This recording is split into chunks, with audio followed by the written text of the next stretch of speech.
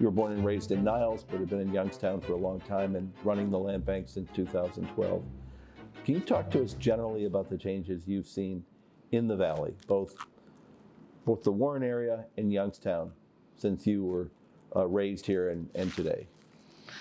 I was pretty young when Black Monday occurred with the closing of the steel mills, but I lived through the ripple effect of the closings, the downturn in business, the unemployment.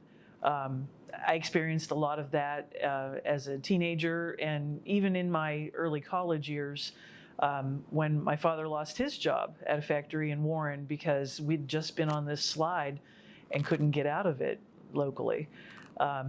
What I see today is at least people are moving in the same direction more than ever. We have better collaborations today than we'd had in a long time. And it's around the common topics of how do we increase job opportunities? How do we prepare people for those job opportunities?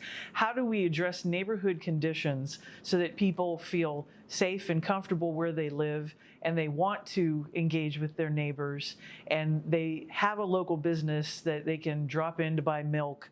All of the things that I understood as a child that evaporated for a long time, we're moving in that direction, and there's a lot of commonality as far as what people want to do to get there. So let's talk about Blighted Properties. Your first dollars in the door here were the Moving Ohio Forward dollars from the robo-signing settlement back in 2012. Yes. How many houses came down with those dollars, Moving Ohio Forward? 307 by my recollection.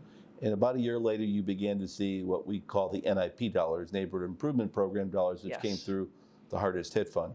How many houses have come down through that program in Mahoning County? 1,101, and we cracked $15 million toward the end. So the majority of those, blight is not a Youngstown-only problem, right? Where have all of those properties come down? A combination of communities? So probably about 70% of our work has been in the city of Youngstown. But next to that, we've done some intense work in the cities of Campbell and Struthers, just east of here. Small cities, and certainly had vacancy and abandonment issues that their budgets would not support.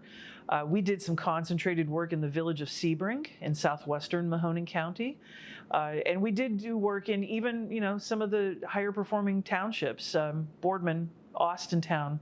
We were there helping them as well to alleviate the blight and abandonment that has that awful ripple effect. And if you were to guesstimate, the job's not done. It's not done anywhere in Ohio. But in Youngstown, for example, if you were to pick a number, there's still another 1,000 houses remaining that need to be dealt with through demolition, 2,000. Does anybody have an exact number? The city of Youngstown is reporting 1,800 vacant abandoned properties that either need repair or demolition. Considering that we were at 3,500 prior to the Moving Ohio Forward program, it's pretty good progress. It's not Mahoning County Land Banks alone. The city of Youngstown has certainly done its share of demolitions along the way. But we still have about 1,800, and I would say most of those 1,800 are still strong demo candidates. Now, we haven't even talked about the commercial and the industrial buildings. Youngstown at one time was an industrial powerhouse. Do you have any count or idea of the extent of the abandonment of these old factories and machine shops and warehouses and commercial buildings? And it certainly, to this time, is about the old standbys, the properties that were bustling in the 50s, 60s, and 70s, and then the 80s came and that decline continued. Those are the types of buildings that we're still looking to remediate. Like off of South Avenue, there's a rubber tire recycling facility that actually caught fire 2 or 3 times after its closure. And it still remains there, and it's still a problem, an expensive problem to remediate. And the unfortunate part is that it's ripe for someone else's expansion. There are other operating businesses nearby, but that facility needs to go to open the door to progress. Have there been any examples where you have taken property that an adjoining business has said, if you foreclose on it and bring it to us, we'll expand our business? Do you have any examples of that in Youngstown? Yes. As a matter of fact, we do have some of those examples. On Lower South Avenue, there's a company that builds steel platforms that are used in the construction industry. And we helped them to get multiple lots so that they could expand their operation there. Were it not for that, and they told the Business Journal, were it not for that expansion, they would have left for another community. They needed that space. There's also the ability to help, where there's nothing really in it for the land bank except knowing that the community's better off. Case in point would be the rescue mission of the Mahoning Valley. They've been operating on Martin Luther King Boulevard for decades, and they've needed a new building for decades. There's been an ongoing campaign around that, but it was the site for the new construction that the rescue mission struggled with. They were going to go into an old city park that unfortunately was in a floodplain, so it didn't make sense to build there. And I was approached a couple years ago and asked, did I have a suggestion? And I suggested a site that really wasn't that far away from its current location, but I thought it met a lot of the requirements that they were looking for. It's under construction right now. Next spring, the rescue mission will be in a $5 million new construction building. They will be meeting the needs of the least fortunate people here, people with emergency needs, in a way they've never been able to before. I was delighted to have a tour of that facility recently under construction, and they explained everything, all the thought that went into laying out that building so that they could be effective and life-changing for the people that walk through that door. We probably spent more money than we recovered as far as selling those properties to the rescue mission and acquiring and assembling that. But to know that that long-time need is finally going to be met, and that we were able to do it because of the land bank and the way that we're organized. The ability to aggregate those properties made it Correct. happen. And we had some NIP demos that we performed in order to clear the surface to make way for that construction.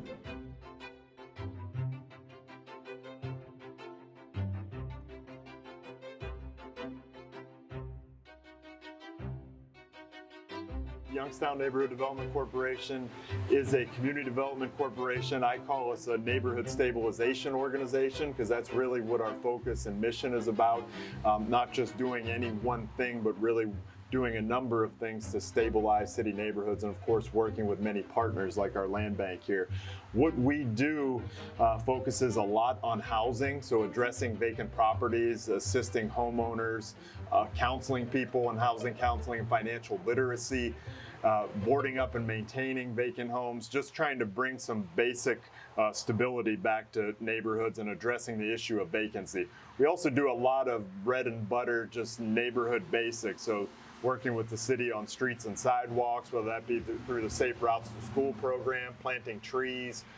We've developed and created a new city park, but have been working with city government to address playground equipment, all of those sorts of things. So a lot of our work is about working with residents and partners to just increase the quality of life at the most basic level. So when you think about that, housing, street, sidewalk, public realm conditions, parks, and then more recently we've begun to focus as well on the condition of commercial buildings and our commercial corridors. So both again addressing vacancy, demolition, but also renovating commercial buildings so we can bring back some basic quality of life retail and basic necessities to the neighborhoods that we serve. So what neighborhood are we in now? Right now we're in the Idora neighborhood. This would be kind of the southwest side of Youngstown. So probably 20 houses that way is Lanterman's Mill, which is a landmark in Youngstown, and Mill Creek Metro Parks.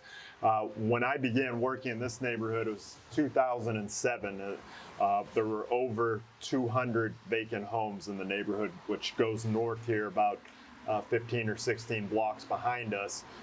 Right now, there's just a couple dozen. So both through demolition and renovation of dozens of vacant homes, we've dramatically decreased vacancy. That's working, of course, with city government as well as our county land bank to acquire, at this point, hundreds of properties. Ian, let's talk about your relationship with the land bank. Let's talk about the Mahoning County Land Reutilization Corporation. How long have you had a relationship with them? I'm assuming since their inception. Tell me how you've worked with them.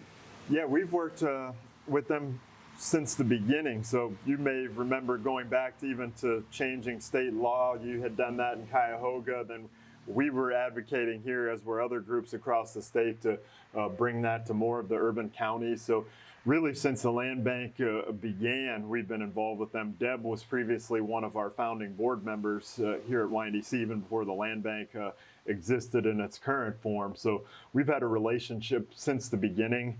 You know, what I tell people is without the land bank, we wouldn't have been able to do nearly as much as we have here as an organization, but also in the city. When we look at the past 5 years, they've demolished over 1,000 properties. They've also been the primary source of our renovation of vacant homes. You know, we've renovated about 150 vacant houses in the past 5 years. How many through the land bank?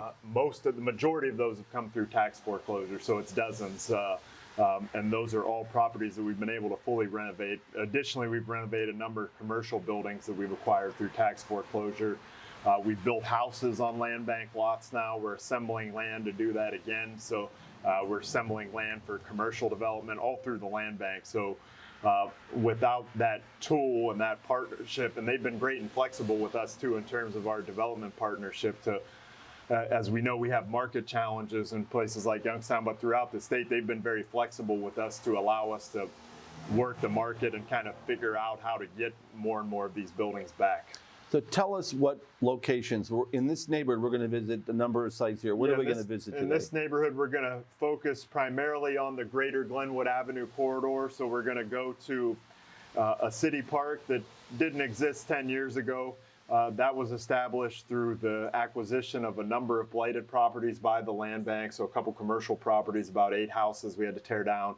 It's a small active neighborhood park now. We're going to go to a warehouse that was decrepit that's been renovated, and the land bank acquired the adjacent properties where another commercial building had to be torn down. We're going to go to a single-family home that's under renovation. We're going to go to another single-family home that's been renovated. We're going to be able to see a whole street that's been assembled, literally a whole city block through the land bank, all in the same, 8-10 block area along Glenwood Avenue. So again, most of that stuff, and you know, Jim, doesn't happen without the land bank. If we had to individually track down and negotiate every one of those properties through owners, some may be deceased, it would be next to impossible for us to move at the speed that we've moved the past decade. Great. Well, let's go. Cool. So, Ian, we're on Glenwood Avenue, land bank house. Yeah, this is a land bank property that we just acquired in the past couple of weeks. You can see part of our team's here cleaning it out. We've already taken 80 cubic yards of trash out. We got 2 more 40-yard dumpsters, so be probably 150, 160 yards of trash out of here. You can see this house is about 100 years old. It's one of the few examples I know of in the city of a fieldstone house. It's got some really cool architectural features on the inside, and it's going to be a sweet house once we're done renovating it. But again, this is a situation where the owner passed away, didn't really have any family, so without having a vehicle like the land bank, a house like this would just sit and stagnate till the point that it had to be demolished. But in this case, we'll be able to renovate it. It's a very visible property on a corridor here that right now is eerily quiet, but it's going to be renovated fully and will be a great house for a family. So, Ian, wow, this is like Land Bank YNDC corners, plural, corners. Start with this building. Yeah, this building, it's pretty cool what we've been able to do with this. So this is a small commercial, light industrial type cinder block building. Was underutilized. It was filled and festering with stuff all around the outside and inside.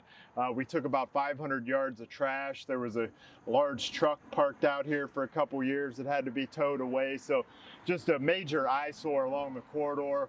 Also kind of the end of the view shed of this street. When anyone that would be on that street looked down here, their view was that blighted property. So in addition to that, we're standing in several lots that were acquired through tax foreclosure. There was a decrepit commercial building over here that had been torn down. We've been able to combine all these properties. We're just wrapping up the renovation here, and we already do have some interested businesses. So again, this is kind of the incremental chipping away approach that we work in this neighborhood, in this greater corridor area with the land bank, one at a time, bringing properties back to life and bringing productive activity to the neighborhood.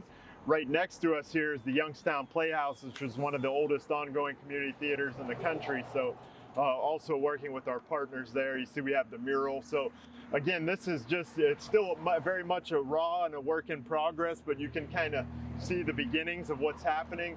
within earshot of here, we're renovating a small monastery and putting apartments in. And if you look at the tree line at the end of that block, it's actually Mill Creek Metro Parks. There's the 4,000-acre linear park system. There's a hike bike trail that goes about 15 miles. So we have lots of assets to build from, but it's certainly a lot of work to do. Great, thank you.